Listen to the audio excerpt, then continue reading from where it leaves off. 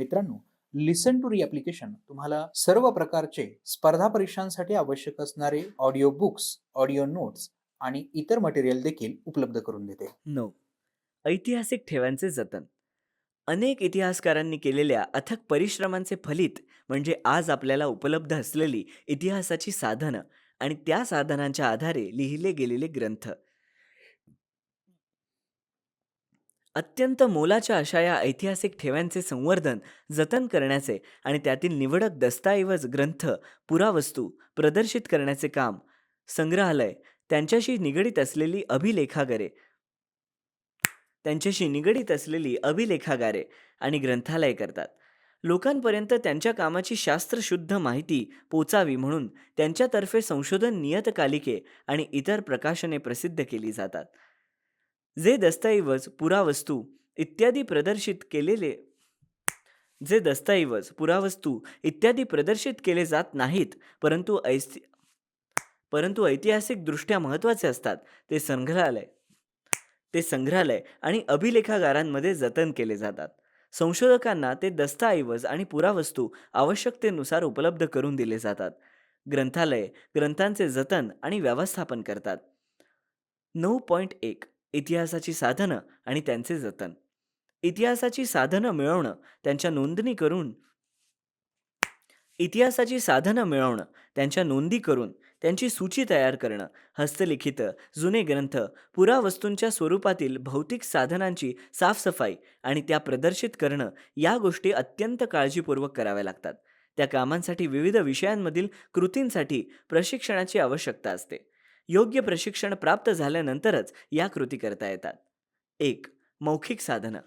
लोकपरंपरेतील गीते, कहाण्या इत्यादींचे संकलन करणे, संकलित साहित्याचे वर्गीकरण आणि विश्लेषण करणे अनिवार्य लावणे. संकलित साहित्याचे वर्गीकरण आणि विश्लेषण करणे, अन्वयार्थ लावणे, संशोधित मौखिक साहित्य प्रकाशित करणे. उपयुक्त प्रशिक्षण. 1. समाजशास्त्र. 2. सामाजिक मानवशास्त्र. 3. मिथके आणि भाषाशास्त्र. 4. ग्रंथालय व्यवस्थापन. 5. इतिहास आणि इतिहास संशोधन पद्धती. 6. संशोधनपर लेखन. 2. लिखित साधने. ताम्रपट, दरबारी दप्तरे, खाजगी पत्रे आणि दैनंदिनी, ऐतिहासिक ग्रंथ, हस्तलिखिते, चित्रे, छायाचित्रे, जुने ग्रंथ इत्यादी दस्तऐवजांचे संकलन, संपादन करणे. दस्तऐवजांच्या संवर्धनासाठी आवश्यक असणाऱ्या सफाई आणि इतर रासायनिक प्रक्रिया करणं. दस्तऐवजांचे ऐतिहासिक मूल्य निश्चित करणं.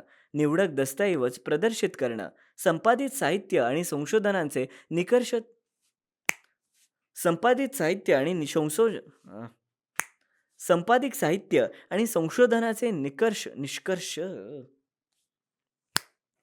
संपादित साहित्य आणि संशोधनाचे निष्कर्ष प्रकाशित करणं. उपयुक्त प्रशिक्षण. 1. ब्राह्मी, मोडी, पर्शियन यासारख्या लिपी आणि त्यांच्या विकासाच्या क्रमाचे ज्ञान. 2. इतिहासकालीन समाजरचना आणि परंपरा, साहित्य आणि संस्कृती, राजसत्ता, शासन व्यवस्था इत्यादींचे प्राथमिक ज्ञान. 3. विविध चित्रशैली, शिल्पकला शैली आणि त्यांच्या विकासाचा क्रम यांचे ज्ञान. 4. कागदाचे प्रकार, शाई आणि रंग यांचे ज्ञान.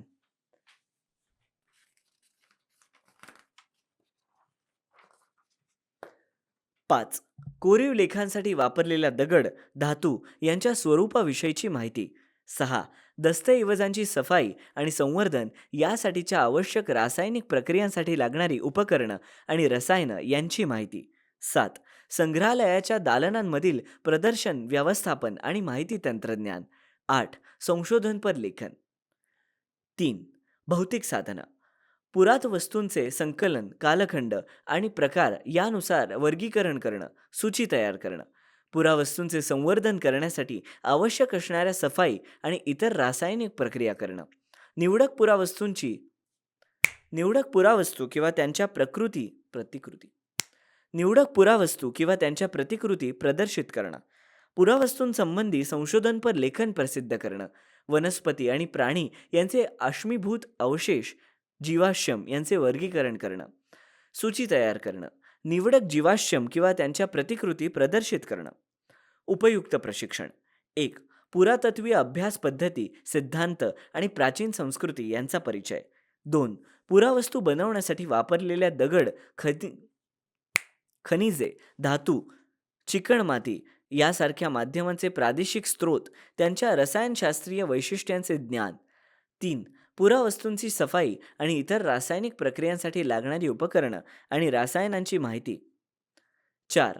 विविध कलाशैली आणि त्यांच्या विकासाचा क्रम यांचे ज्ञान.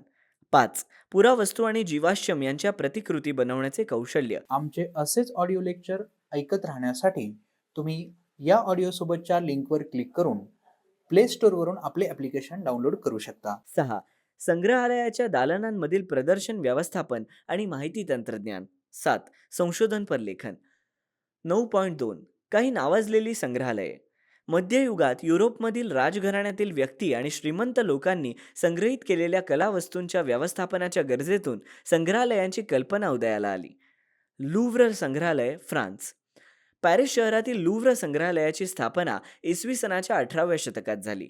फ्रेंच राजघराण्यातील व्यक्तींनी जमा केलेल्या कलावस्तूंचे संग्रह लुव्र संग्रहालयातील प्रथम प्रदर्शित केले गेले. त्यामध्ये लिओनार्दो दा विंची या जगप्रसिद्ध इटालियन चित्रकाराने रेखाटलेल्या मोनालिसा या बहुचर्चित चित्राचा समावेश आहे. लिओनार्दो दा विंची फ्रान्सचा 16व्या शतकात होऊन गेलेला राजा पहिला फ्रान्सिस याच्या पदरी होता. नेपोलियन बोनापार्टने आपल्या स्वाऱ्यांच्या दरम्यान मायदेशी आणलेल्या कलावस्तूंमुळे लुव्र संग्रहातील संग्रह खूपच वाढला. सध्या या संग्रहालयात अश्मयुगीन ते आधुनिक काळातील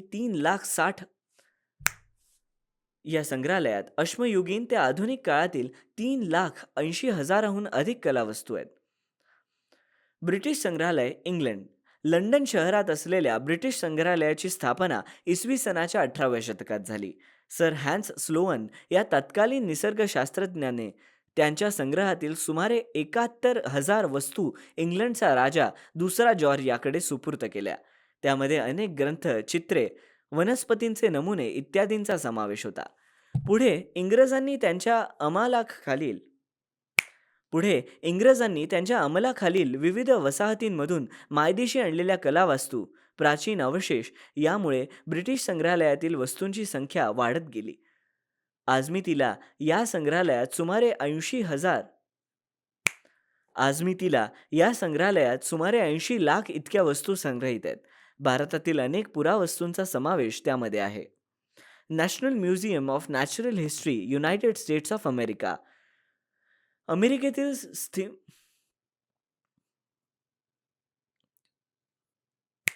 अमेरिकेतील स्मिथसोनियन इन्स्टिट्यूशन या संस्थेच्या व्यवस्थापनाखाली असलेले नैसर्गिक इतिहासाचे हे संग्रहालय इसवी सन 1846 मध्ये सुरू झाले.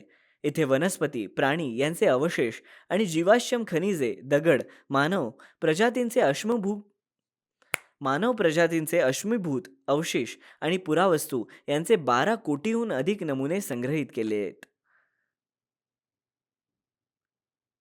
जाणून घ्या भारतातील प्रसिद्ध संग्रहालय. Indian museum, Kolkata. National museum, Delhi. Chhatrapati Shivaji Maharaj वस्तू संग्रहालय.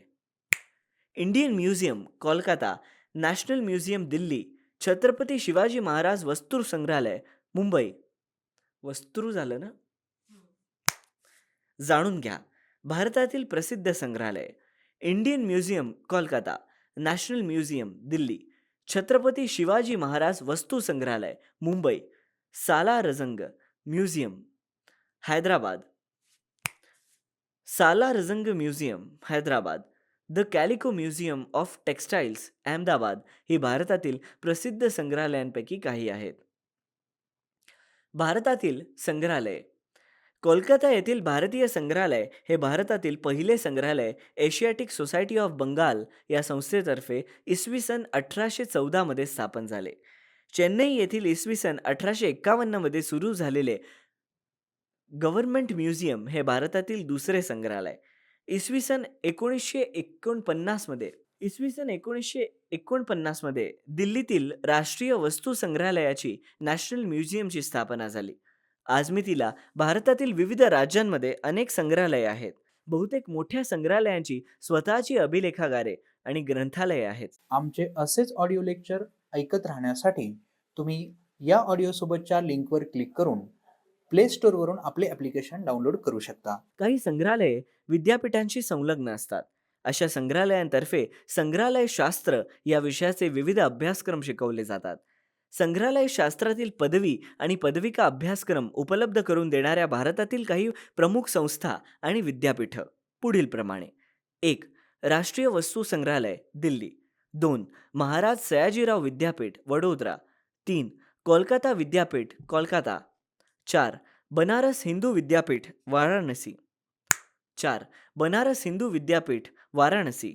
5. अलीगड मुस्लिम युनिव्हर्सिटी, अलीगड. 6. जिवाजी विद्यापीठ, ग्वालियर.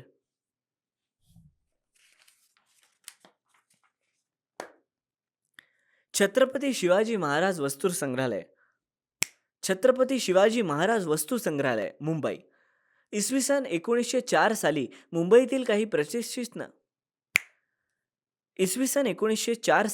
मुंबईतील काही प्रतिष्ठित नागरिकांनी एकत्र येऊन प्रिन्स ऑफ वेल्सच्या भारत भेटीच्या स्मरणार्थ एक वस्तू संग्रहालय उभारण्याचा निर्णय घेतला.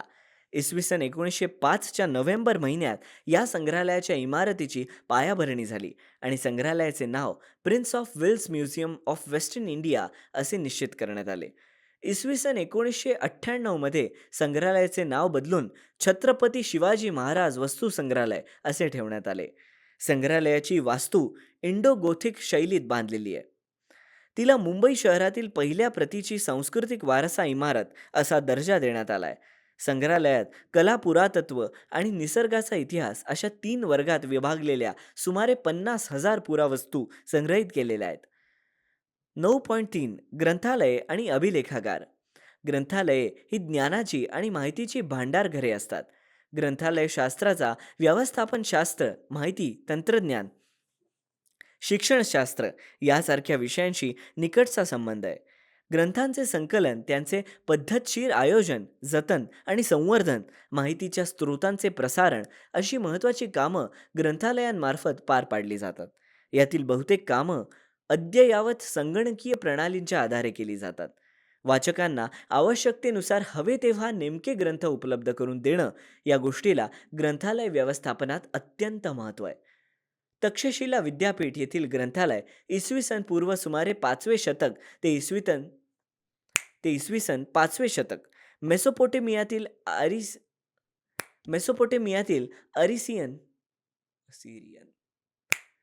मेसोपोटेमियातील असिरियन साम्राज्याचा सम्राट असुरबानिपाल यांचे ग्रंथालय इसवी सन पूर्व 7वे शतक आणि इजिप्तमधील अलेक्झांड्रिया येथील ग्रंथालय इसवी सन पूर्व 4थे शतक ही जगातील सर्वाधिक प्राचीन ग्रंथालय होती असं समजलं जातं.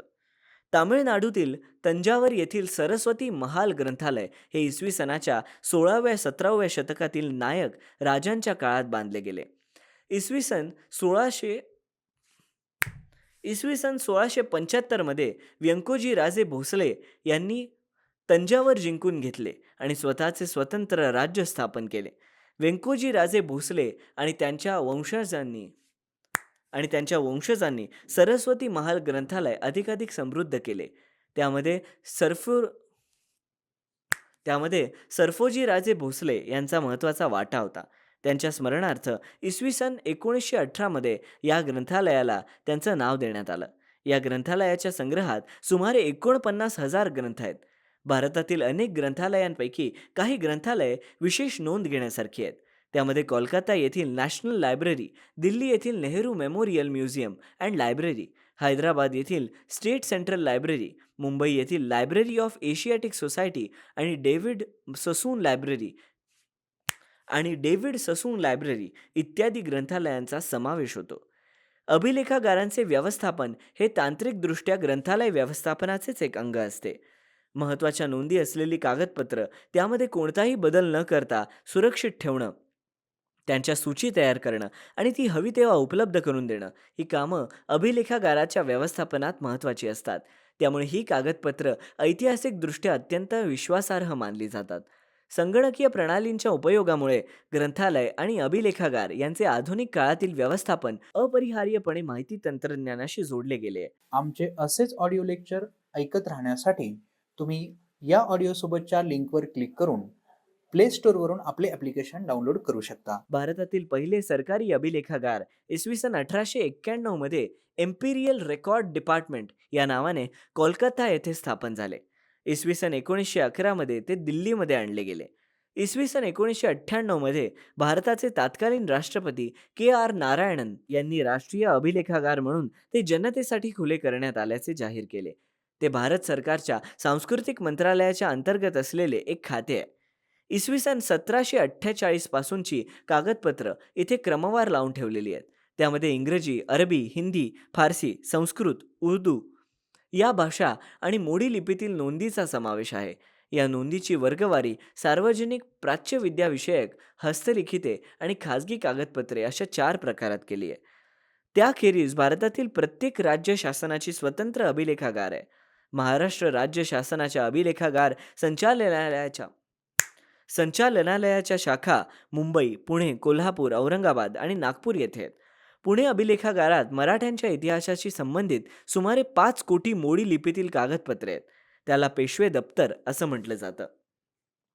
9.4 कोश वाङ्मय. कोश म्हणजे शब्दांचा, विविध माहितीचा व ज्ञानाचा केलेला पद्धतशीर संग्रह. विविध ज्ञानाचे विशिष्ट पद्धतीने केलेले संकलन आणि मांडणी म्हणजे कोश.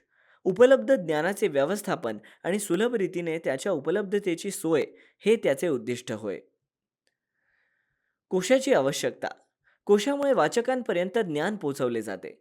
त्याची जिज्ञासा पूर्ण करण्याचा प्रयत्न केला जातो. एखाद्या मुद्द्याचा सविस्तर उलगडा केला जातो. वाचकाला त्याचा अभ्यास वाढवण्याची प्रेरणा मिळते. जे अभ्यासक, संशोधक असतात त्यांच्यासाठी ज्ञानाचा पूर्वसंग्रह उपलब्ध करून देऊन त्यात अधिक भर घालण्याची, संशोधन करण्याची गरज कोश निर्माण करतात. कोश वाङ्मय राष्ट्राच्या सांस्कृतिक अवस्थेचे प्रतीक असून समाजाची बौद्धिक व सांस्कृतिक गरज ज्या ज्या प्रकारची असेल त्या प्रकारच्या कोश वाङ्मयाची निर्मिती त्या त्या समाजात होते.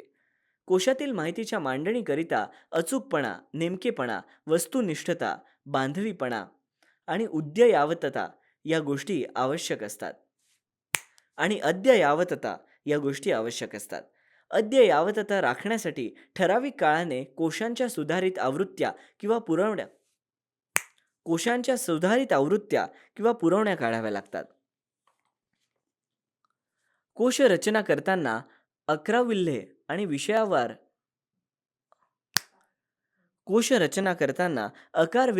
विषयावार अशा 2 पद्धती ढोबळ मानाने वापरतात. हे करत असताना वाचकाची सोय आणि माहिती शोधण्याची सोय या गोष्टी लक्षात घ्याव्या लागतात. कोशाच्या शेवटी सूची दिलेली असेल तर वाचकाची उत्तम सोय होते. वरील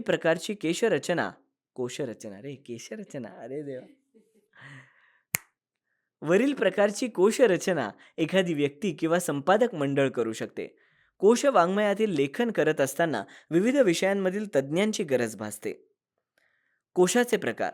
कोशांचे सर्वसाधारणपणे 4 विभागात वर्गीकरण करता येते. 1. शब्दकोश. 2. विश्वकोश. 3. कोश सदृश वाङ्मय. 4. सूची वाङ्मय. 1. शब्दकोश. यात शब्दांचा संग्रह, शब्दांचा अर्थ, प्रतिशब्द, पर्यायी शब्द, शब्दांची व्युत्पत्ती दिलेली असते. शब्दकोशांचे महत्त्वाचे प्रकार म्हणजे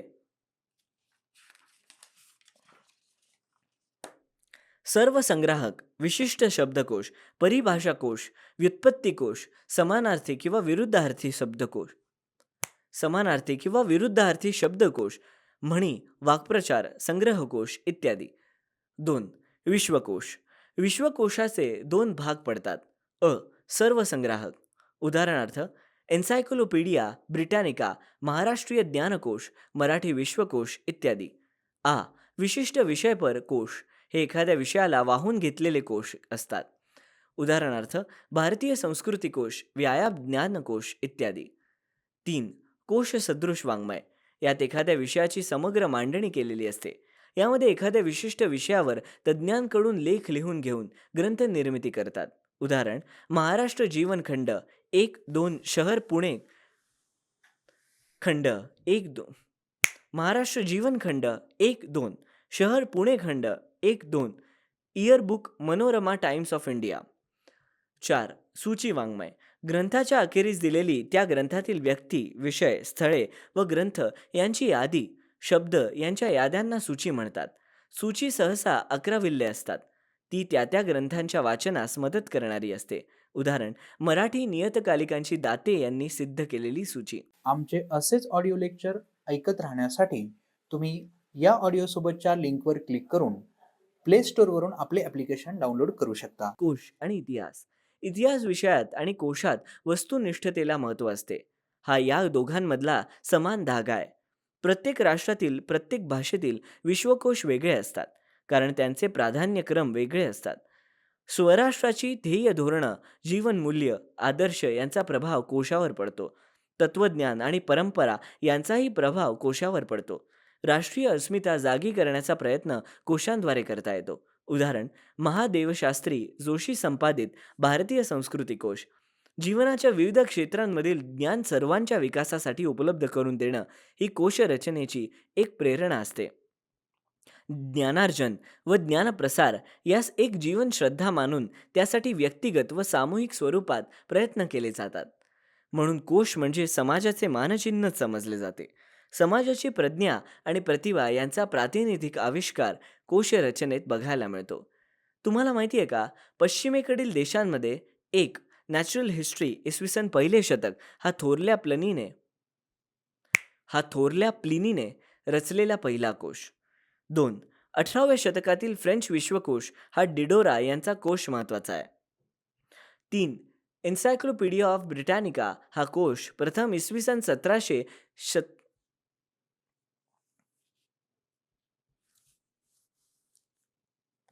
हा कोश प्रथम इसवी सन 1700 रे एन्सायक्लोपी 3. Encyclopaedia ray 3. एन्सायक्लोपीडिया ऑफ ब्रिटॅनिका हा कोश प्रथम इसवी सन 1767.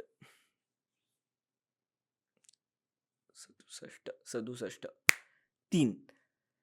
एन्सायक्लोपीडिया ऑफ ब्रिटॅनिका हा कोश प्रथम इसवी सन 1767 मध्ये प्रसिद्ध झाला. हा कोश रचनेच्या वाटचालीतील अत्यंत महत्त्वाचा टप्पा मानला जातो. संस्कृत भाषेत निघटू, धातुपाठ यासारख्या शब्दकोशांची परंपरा प्राचीन आहे. मध्ययुगात महानुभाव पंथीयांची कोशरचना छत्रपती शिवाजी महाराजांच्या कारकिर्दीतील राज्य व्यवहार कोश हे महत्त्वाचे आहेत. इतिहास विषयाशी संबंधित कोश. इतिहास या विषयातील कोश परंपरा समृद्ध आहे. रघुनाथ भास्कर गोडबोले यांचा भारतवर्षीय प्राचीन ऐतिहासिक कोश 1876 हा अद्यकोश होय. भारतवर्षीय प्राचीन ऐतिहासिक कोशात प्राचीन काळातील भारतीय व्यक्ती आणि स्थळे यांचा अंतर्भाव आहे. या कोशात भारतवर्षात पूर्वी आपणामध्ये जे जे प्रख्यात लोक होऊन गेले त्यांचा, त्यांच्या स्त्रिया, त्यांचे पुत्र, त्यांचा धर्म, त्यांचे देश व राजधान्या, तसेच त्या देशातील नद्या व पर्वत इत्यादींसहित जो इतिहास तो यात दिला आहे. श्रीधर व्यंकटेश केतकर यांचे महाराष्ट्रीय ज्ञानकोशाचे 23 खंड आहेत. मराठी माणसांना बहुश्रुत करावे, त्यांचा ज्ञानाची कक्षा विस्तारावी.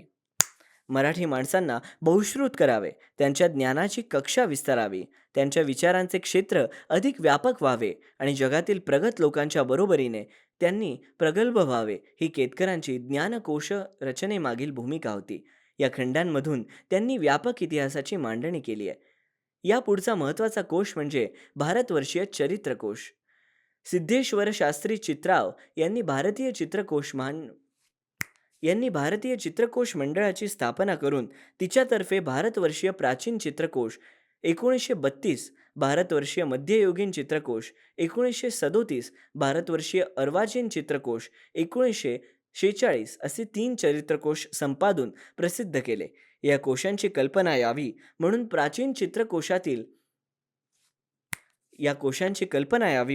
प्राचीन चरित्रकोशातील नोंदी बघता येतील. या कोशात श्रुती, स्मृती, सूत्रे, वेदांगे, उपनिषदे, पुराणे तसेच जैन व बौद्ध साहित्यातील निर्देशित व्यक्तींची माहिती देण्यात आली आहे. तुम्हाला माहिती आहे का काही वैशिष्ट्यपूर्ण कोश? 1. संगीतशास्त्रकार व कलावंत यांचा इतिहास लक्ष्मण दत्तात्रय जोशी. 2. क्रांतिकारकांचा चरित्रकोश शं रा दाते, ज्यात भारतातील सुमारे 250 क्रांतिकारकांची चरित्रे व छायाचित्रे आहेत. आमचे असेच ऑडिओ लेक्चर ऐकत राहण्यासाठी तुम्ही या ऑडिओसोबतच्या लिंकवर क्लिक करून प्ले स्टोअरवरून आपले ॲप्लिकेशन डाउनलोड करू शकता. 3. स्वातंत्र्य सैनिक चित्रकोश न र फाटक. या कोशात स्वातंत्र्य लढ्यात प्रत्यक्ष देहदंड कारावास भोगलेल्या व स्वातंत्र्यपूर्व काळात समाजाच्या निरनिराळ्या क्षेत्रात काम केलेल्या स्वातंत्र्य सैनिकांची माहिती आहे. स्थळकोश इतिहासाच्या अभ्यासासाठी भूगोल महत्त्वाचा आहे. विविध ऐतिहासिक स्थळांच्या संदर्भात माहिती देणारे कोश आहेत. 1. महानुभाव पंथातील मुनी व्यास यांनी रचलेला स्थानपोथी 14वे शतक या ग्रंथात महानुभाव पंथांचे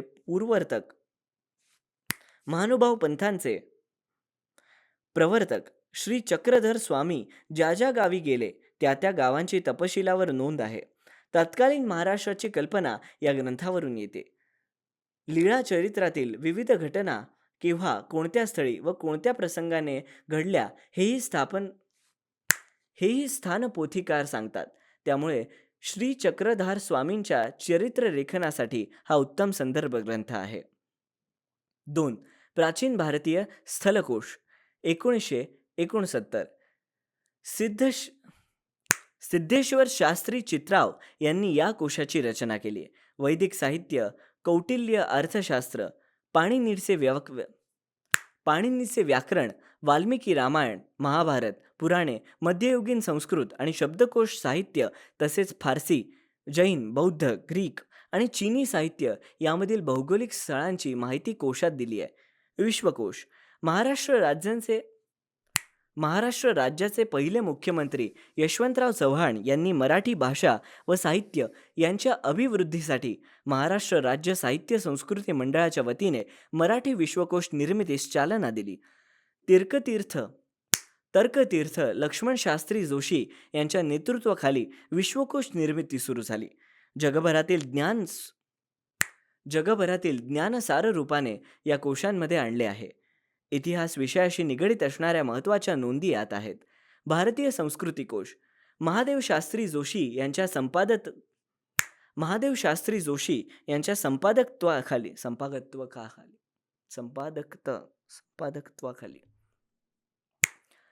भारतीय संस्कृती कोश महादेव शास्त्री जोशी यांच्या संपादकत्वाखाली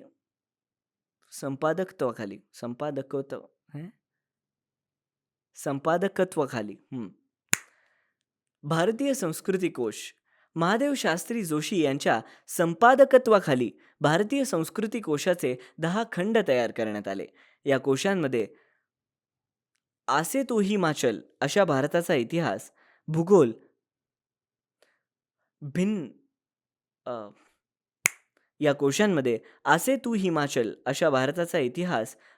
भिन्न भाषक लोक, त्यांनी घडवलेला इतिहास, सण उत्सव, सांस्कृतिक बाबी यांची दखल घेण्यात आली आहे. संज्ञाकोश इतिहासातील संज्ञा वेगळ्या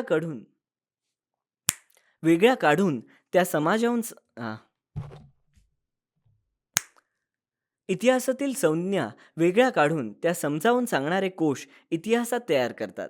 अभ्यासकांना त्याचा उपयोग होतो. इतिहास विषयाच्या अभ्यासकांना कोश रचनेच्या कामात भरपूर संधी उपलब्ध आहेत. कोणत्याही विषयावरचा कोश असो त्याला इतिहासाची जोड देणं